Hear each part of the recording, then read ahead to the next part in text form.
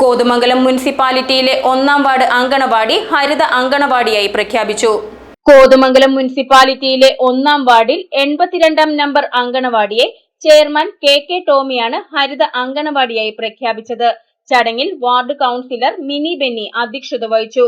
KA Naushad, KV Thomas, Eldhose Paul, Sibi Scaria, CT Shine, KC Bindhya, PV Kuriachan, Kuriakose Maniyattukudi, Sasi Kunjumon തുടങ്ങിയവർ ചടങ്ങിൽ പങ്കെടുത്തു.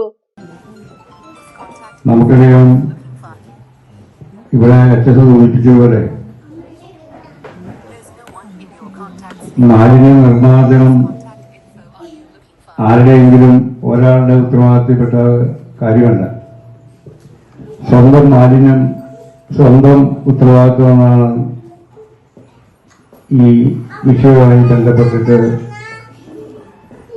ഉള്ള മുദ്രാവാക്യം. നമ്മൾ ഉത്പാദിപ്പിക്കുന്ന മാലിന്യം നമ്മൾ തന്നെ സംസ്കരിക്കണം, ഏത് മാലിന്യമാണെങ്കിലും. കേരളത്തില്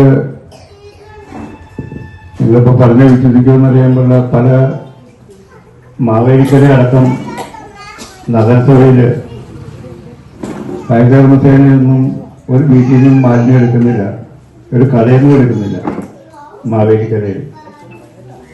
GTV ന്യൂസ് കോതമംഗലം.